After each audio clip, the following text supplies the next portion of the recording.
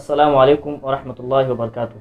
Chers frères et sœurs en islam, ce film que vous voyez s'appelle Sijin 7, la version indonésienne, qui a été projeté au cinéma en novembre 2023.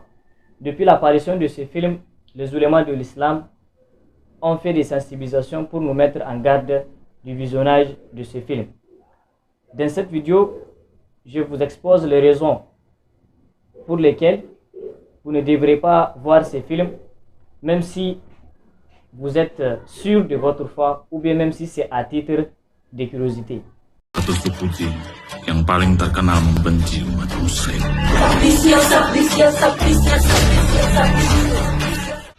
Assalamualaikum warahmatullahi wabarakatuh. Allahu la ilaha illa huwal hayyul qayyum.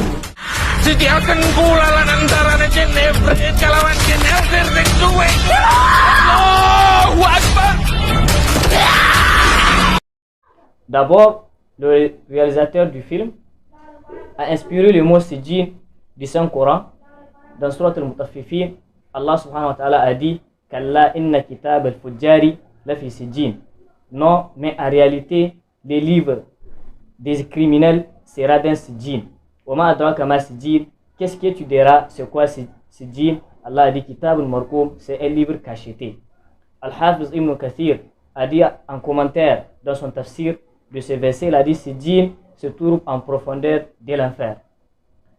Deuxièmement, l'histoire du contenu de ce film est inspirée de l'histoire d'une fille qui aimait son cousin, mais celui-ci a déjà une femme.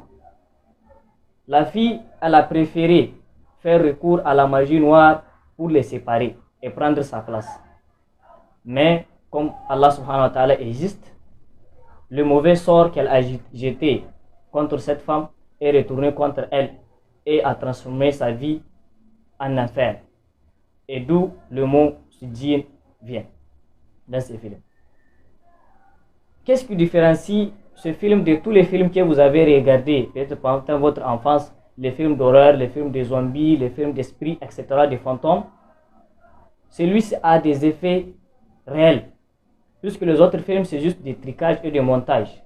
Mais dans ces films, comme les oulémas ont dit, ils utilisent des versets et des incantations réelles qui font appel aux djinns. Autrement dit, si vous êtes en train de regarder le film, une fois arrivé à ce stade qu'on utilise ou bien qu'on récite ces incantations, les djinns peuvent vous attaquer ou bien peuvent vous faire quelque chose de mal, ou bien les djinns peuvent habiter l'endroit dans lequel vous regardez le film.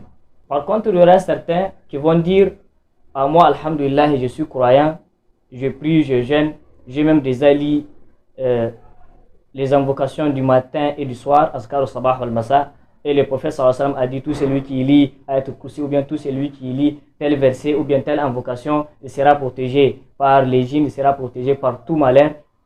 Donc en ce temps, je peux regarder le film, rien ne va se passer. Permettez-nous de vous dire que la confiance n'exclut pas le contrôle.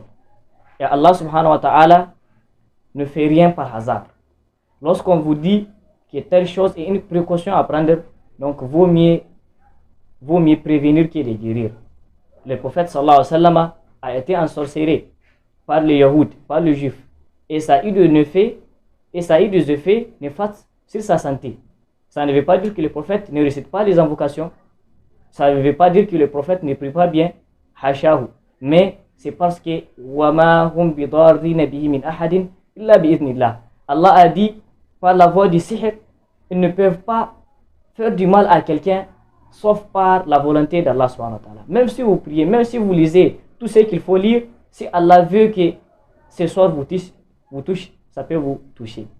Ensuite, le prophète sallallahu alayhi wa sallam nous a interdit par exemple de ne pas se donner aux activités des djinns. Par exemple, le prophète sallallahu alayhi wa sallam nous a interdit dans un hadith authentique de s'asseoir à moitié dans le soleil et à moitié dans l'ombre. Et il a dit, c'est une assise de Satan. C'est-à-dire, Satan peut faire la même assise que vous et ça peut infiltrer dans votre corps et vous faire du mal.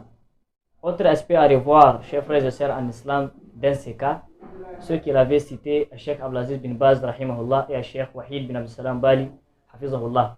c'est que même si la personne est croyante, même si la personne fait les adorations et les invocations qui lui est recommandées, les djinns peuvent profiter des situations de faiblesse de la foi de la personne pour lui faire du mal.